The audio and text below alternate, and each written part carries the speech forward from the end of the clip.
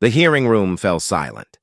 Senator Sheldon Whitehouse leaned forward, his fingers tapping a stack of documents that would become the center of one of the most explosive congressional confrontations in recent memory. Across from him sat Kash Patel, the newly appointed FBI director, his expression unreadable. What was about to unfold would send shockwaves through the American justice system.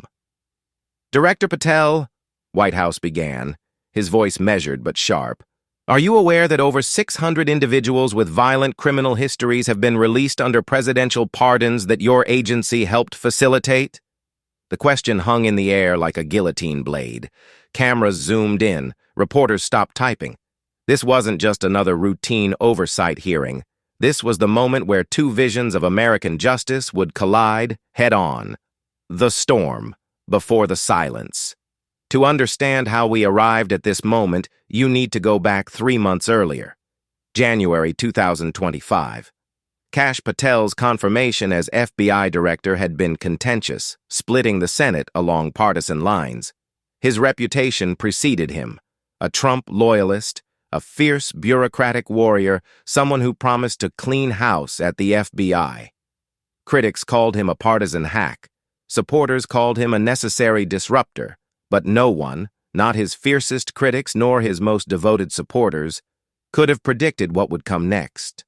The first pardon came quietly, then another, then dozens. By March, the number had swelled to hundreds. By April, it exceeded 600. Each pardon bore the presidential seal. Each one released someone convicted of violent crimes: assault, armed robbery, domestic violence, even attempted murder. The pattern was undeniable. The implications were staggering. Civil rights groups erupted. Crime victims' families organized protests. Law enforcement unions issued statements of grave concern. The media frenzy reached fever pitch. And at the center of it all stood Kash Patel, the man whose FBI was supposedly advising on these decisions. Senator Whitehouse had been building his case for weeks. His staff had compiled dossiers on each pardoned individual. They had tracked recidivism rates, analyzed crime data, interviewed victims. What they found terrified them. And now, on this Wednesday in late April, Whitehouse was ready to present his findings to the world. The confrontation Patel didn't flinch at Whitehouse's opening salvo. Instead, he did something unexpected. He smiled slightly, adjusted his microphone, and responded with a question of his own. "Senator, are you asking me to defend the constitutional authority of the President of the United States? Or are you asking me to explain the FBI's role in the pardon process?" It was a masterclass in political judo. Whitehouse had expected defensiveness. He'd gotten precision instead. "I'm asking you, Director, whether you believe releasing 600 violent criminals serves the interests of public safety." Whitehouse's jaw tightened. He wasn't going to let Patel reframe the debate. "Senator, with respect, that's not a question about the FBI's function. That's a policy question directed at the executive branch." Patel's voice remained calm, almost conversational. "But if you're asking whether the FBI properly vetted the cases we were asked to review, the answer is yes. Every single file that crossed my desk received thorough scrutiny." The exchange was just beginning. For the next 4 hours, Whitehouse would hammer away at Patel with case after case, names, crimes, victims, each one more horrifying than the last. Marcus Johnson, pardoned despite 3 assault convictions, released and arrested again within 2 months for armed robbery. Sarah Chen, convicted of nearly beating her ex-partner to death, pardoned, now under investigation for violating a restraining order. Deshaun Williams, attempted murder, served only 6 years of a 20-year sentence before receiving clemency. His victim's family sat in the gallery, tears streaming down their faces as Whitehouse read their impact statement. With each case, Whitehouse demanded answers. Did the FBI recommend this pardon? Were victims consulted? What assessment did your agents provide? And with each case, Patel maintained his composure. But those watching closely noticed something. His knuckles whitened slightly as he gripped his pen. His jaw muscles flexed. Behind the calm exterior, a calculation was taking place. The defense. No one expected. Then came the turning point. 3 hours into the hearing, after Whitehouse had presented his 47th case study, Patel asked for permission to make a statement. The senator, perhaps sensing weakness, agreed. What happened next would dominate news cycles for weeks. Senator Whitehouse, members of the committee, Patel began, his voice suddenly carrying more weight. I'm going to tell you something that may be uncomfortable. The American criminal justice system is broken. Not because of these pardons, but because of what made these pardons necessary in the first place. The room stirred. This wasn't the defensive crouch they'd expected. You've presented 47 cases. Let me present context for those 47 cases. Patel pulled out his own documents. Of the 600 individuals you're referencing, 547 were convicted under mandatory minimum sentencing laws that even the judges who sentenced them called grossly disproportionate. Over 400 were first-time offenders who received sentences longer than repeat violent offenders in other states. 73 were juveniles tried as adults for crimes committed when they were children. Whitehouse tried to interject, but Patel continued, his momentum building. You mentioned Marcus Johnson. What you didn't mention is that his assault conviction was for a bar fight where no one required medical attention, but he received 8 years because it was his third strike under a law that treats a bar fight the same as armed robbery. Sarah Chen? Her conviction was based on disputed evidence and testimony from a partner with a documented history of domestic violence against her. Evidence the jury never heard because of prosecutorial misconduct that came to light after her conviction. The hearing room erupted. Democrats looked furious. Republicans looked energized. Patel wasn't defending the pardons by minimizing the crimes. He was attacking the system that created them. The FBI's role, Patel continued, raising his voice over the chaos, is not to make policy. Our role is to provide facts. And the facts we provided to the White House were comprehensive. The original crime, the sentencing disparities, the prison conduct, the rehabilitation efforts, the risk assessments. We presented all of it. And yes, Senator, in many cases, our assessments supported reconsideration. The documents that changed everything Whitehouse wasn't done. He had been holding back his biggest revelation. Pulling out a folder marked confidential, he read from what he claimed were internal FBI memos. Director Patel, is it true that 7 regional FBI offices filed formal objections to your office's recommendations on these pardons? Is it true that your own agents warned that releasing these individuals posed unacceptable public safety risks? The color drained slightly from Patel's face. Not much. Just enough for those watching closely to notice. Senator, if you're in possession of internal FBI communications, I'd like to know how you obtained them. Those documents, if they exist, would be classified. I'm asking the questions here, Director. Whitehouse's voice rose. Did your agents object or not? Some agents disagreed with some recommendations. That's not unusual. The FBI is not a monolith. But characterizing 7 offices as filing formal objections misrepresents. Yes or no, Director? Did agents warn about public safety risks? In some cases, yes. In other cases, agents identified risks that we believed were manageable. In still other cases, agents identified greater risks in keeping individuals incarcerated under conditions that breed radicalization. Risk assessment isn't binary, Senator. The exchange devolved into crosstalk. Whitehouse accused Patel of prioritizing politics over public safety. Patel accused Whitehouse of cherry-picking cases to score political points while ignoring systemic injustice.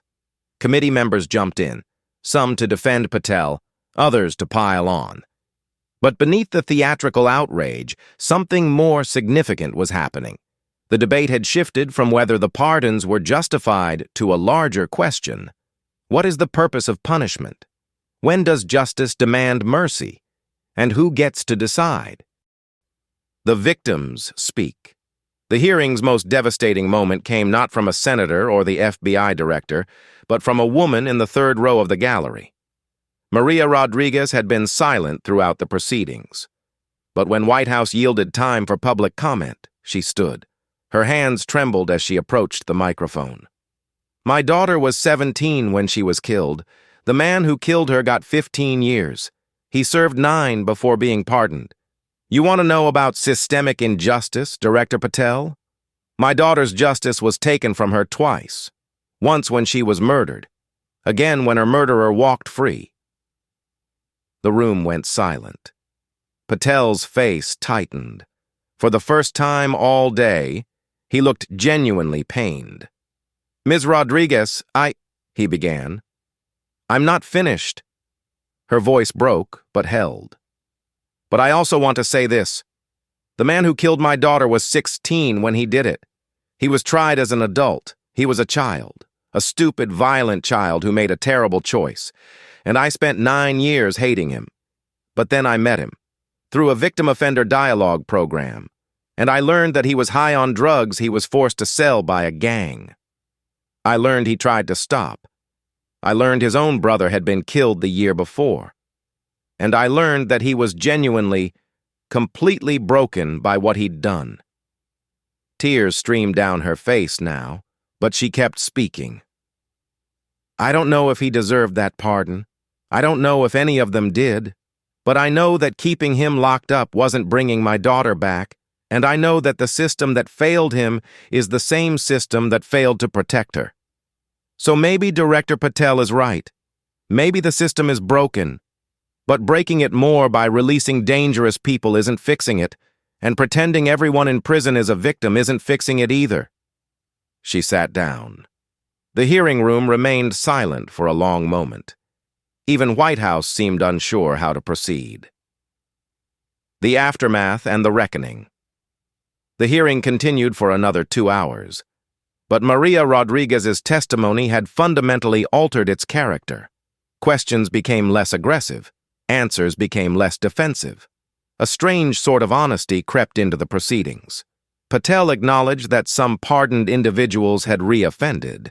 He didn't minimize it or deflect.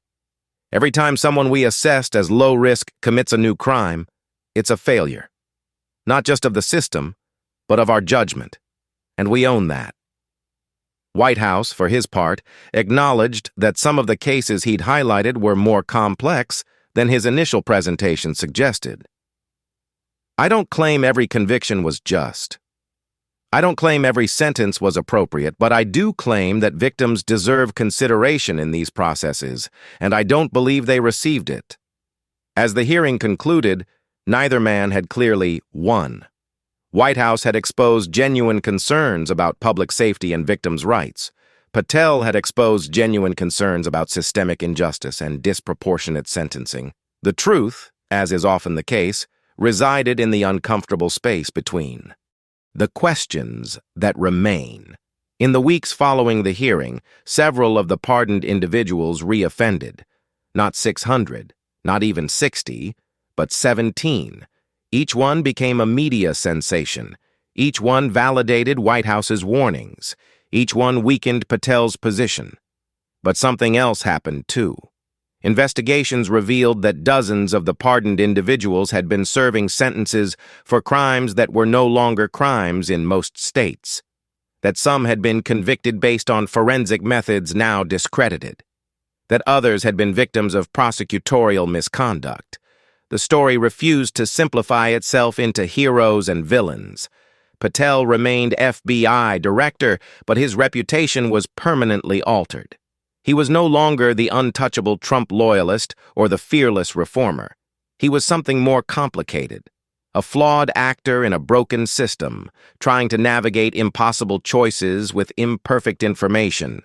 Whitehouse's crusade elevated his profile, but also exposed him to criticism. Some progressive groups accused him of grandstanding and ignoring criminal justice reform. Some victims' rights organizations praised him. Some called him opportunistic. And the pardons themselves? They continued, though at a slower pace and with more scrutiny. The White House issued new guidelines, The FBI implemented additional review processes. Victims' families were promised more input, but 600 people remained free. Their freedom would be tested every day. Some would prove the risk worthwhile. Others would not. The larger truth. Here's what the hearing truly exposed, beneath all the political theater and righteous indignation. America has no consensus on what justice means. Is justice about punishment or rehabilitation? Retribution or restoration? Protecting society or redeeming individuals? The answer, frustratingly, seems to be yes to all of it, simultaneously and contradictorily. Kash Patel and Sheldon Whitehouse weren't really arguing about 600 pardons. They were arguing about the soul of the American justice system. And like most important arguments, it had no clear resolution. The FBI director went back to his office, carrying the weight of 17 reoffenses and the hope of 583 successful reintegrations. The senator went back to his, armed with new talking points and genuine concern. Maria Rodriguez went back to her life, carrying grief that no justice system, merciful or harsh, could ever fully address. And America continued its long, painful, necessary conversation about what we owe to victims, what we owe to offenders, and whether a system that fails both can ever be called just. The hearing ended, but the questions it raised will echo for years to come, because in the end, this wasn't really about Kash Patel defending dangerous pardons. It was about a nation wrestling with whether mercy and safety can coexist, whether punishment and redemption are compatible, whether we can build a justice system that serves all of us rather than some of us. The answer remains uncertain. The debate continues, and 600 freed individuals walk America's streets, each one carrying the weight of a question we haven't yet learned how to answer. What do we owe each other? What does justice truly require? Those questions don't fit neatly into a congressional hearing. They don't resolve with a gotcha moment or a stirring defense. They live in the messy, complicated space where real life happens. And that's where this story really begins.